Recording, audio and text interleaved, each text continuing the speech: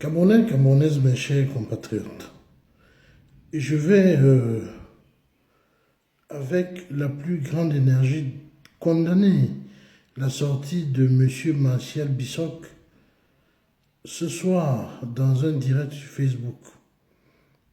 Alors, M. Bissok, je vais juste vous demander pourquoi condamnez-vous le peuple camerounais de refuser l'insurrection populaire, de refuser de descendre dans la rue? Pourquoi voulez-vous que le peuple camerounais descende dans la rue pour installer vos amis au pouvoir?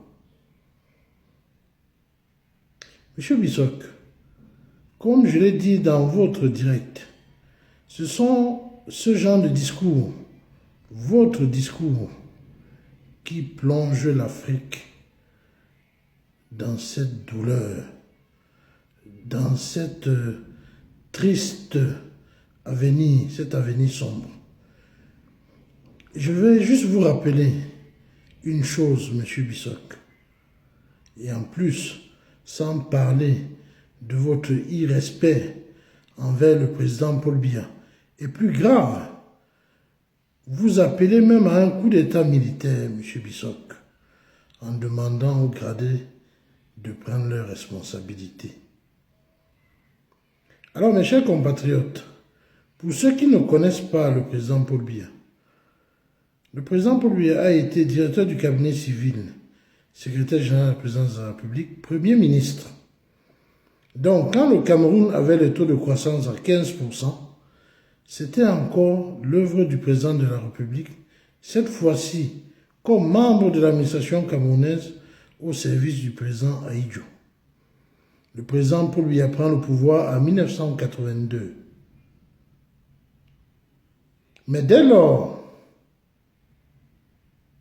il n'a pas pu mettre en place son libéralisme communautaire.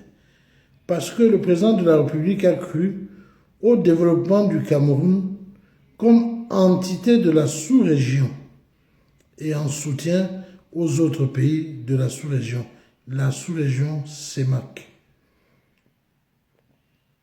Alors, il a dû faire face, dès le début, je ne parlerai pas du coup d'État manqué de 84, mais à la chute des cours des matières premières, en sachant très bien que cette chute des cours de matières premières a été provoquée par les Occidentaux. D'ailleurs, un discours célèbre du président de la République en 1986, appelant les Camerounais à retrousser les manches, car les années à venir seront difficiles. Le président va prendre une mesure importante, la baisse des salaires des fonctionnaires, pour que le pays ne plonge pas dans le chaos. Et je veux rappeler à Martial Bissok que nos États africains, avant l'arrivée du président Paul Biya au pouvoir, c'est-à-dire après les indépendances, fonctionnaient économiquement dans un volet public parapublic. Le privé occupait une petite place et ce privé fabriquait. Et c'est comme ça qu'on a vu l'émergence des hommes d'affaires comme les Fousto, Sowen et tout ce que vous connaissez. En plus de cela, il faudra expliquer aux Camerounais ce que c'est que les accords de coopération entre la France et ses colonies. Pourtant, le Cameroun n'est pas une colonie française. Mais les accords de coopération entre la France et le Cameroun, que disent-ils? Ces accords disent que la France met en place la politique économique du Cameroun. Et même plus loin, la politique tout entière. Ça veut dire que le président de la République ne peut pas adopter les mesures sans qu'elles ne soient validées par la France.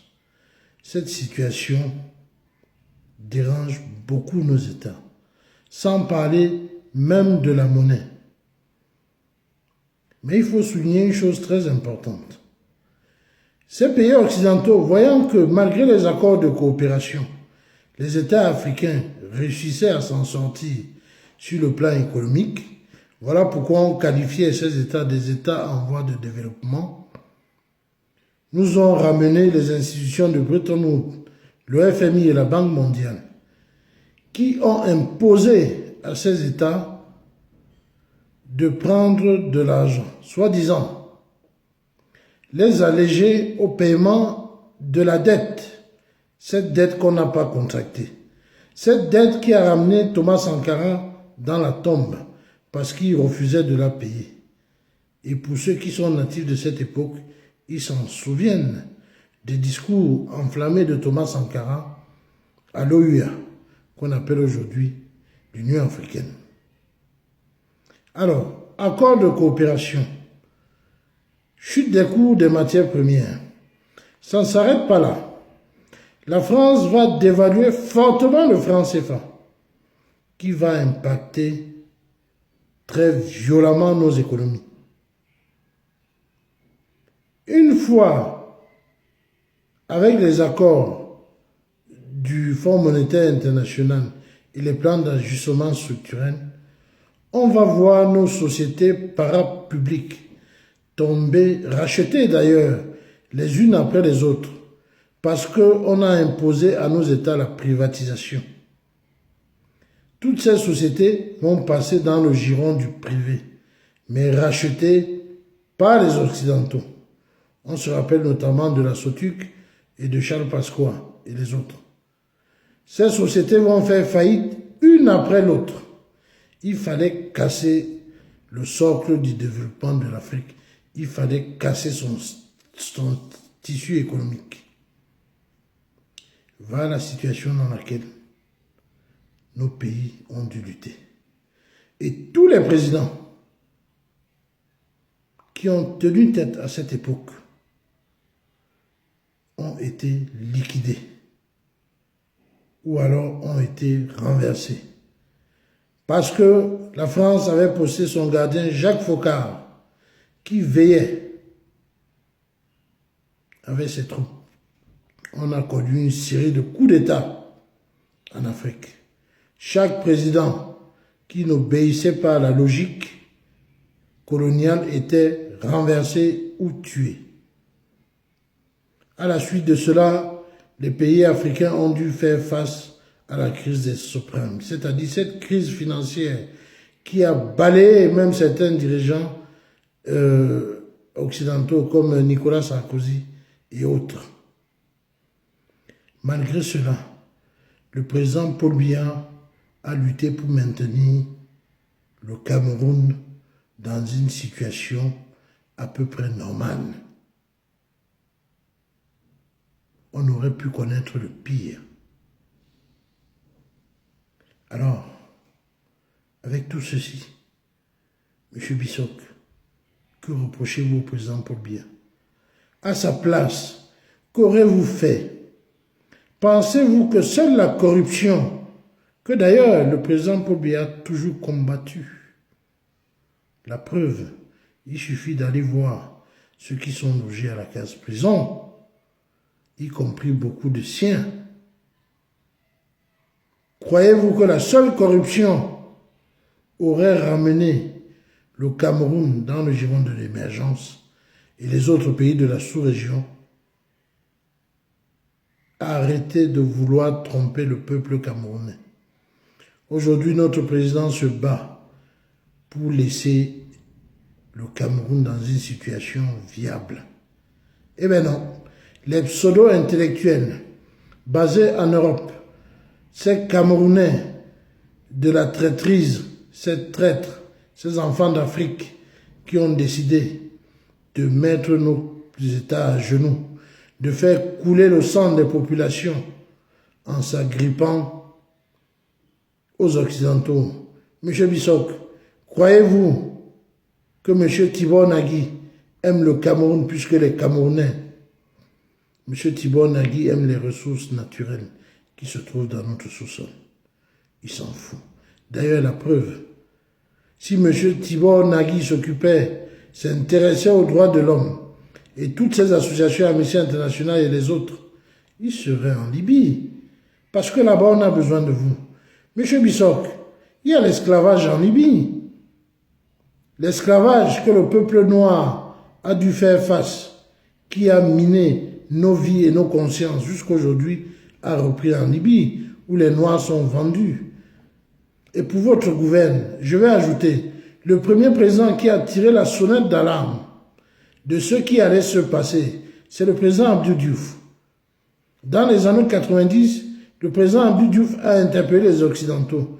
Si vous continuez à asphyxier économiquement les pays africains, alors viendra le jour où les Africains quitteront leur continent à pied pour venir jusqu'à vos côtes et poster tous vos soldats. Ils ne les empêcheront pas de passer. Aujourd'hui, on assiste à ce mouvement que vous appelez familièrement le Boza. Oui, c'était prévu et c'était prévisible, M. Bissok, et ce n'est pas l'œuvre du président Paul Biya. Que la Méditerranée absorbe. Cette Méditerranée est devenue le plus grand cimetière africain du monde. Absorbe nos frères, nos sœurs, nos pères et nos mamans. Ce n'est qu'un plan du colon. En asphyxiant les économies africaines, c'était la seule issue. Abdou Diouf l'avait déjà dit.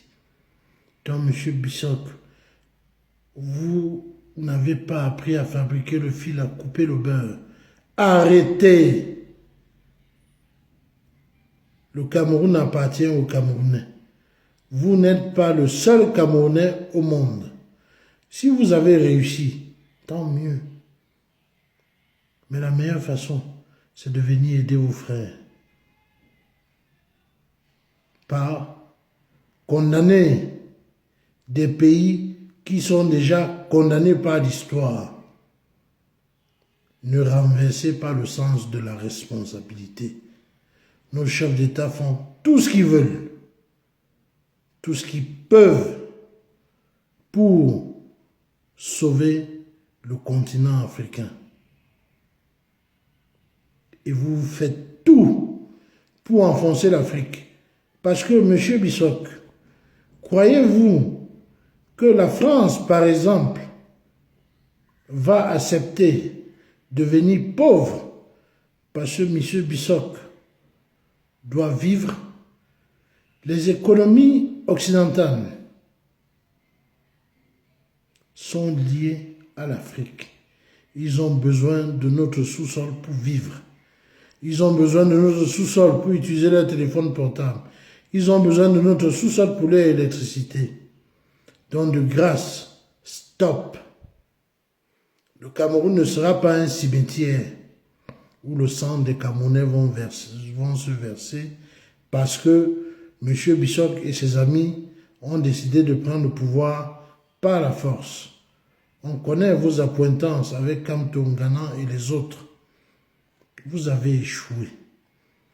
Changez de nature, changez de forme, métamorphosez-vous. Quittez le MRC pour vous appeler autre parti, ce que vous voulez. Vous avez échoué. Et le président Paul Biya est toujours là pour veiller à la sécurité, à la santé et au bien-être des Camerounais. C'est difficile, la route est longue. On y arrivera, M. Bissok. Continuez à alimenter l'Ambazonie et à créer des conflits. Le Cameroun sortira debout. Vive le Cameroun.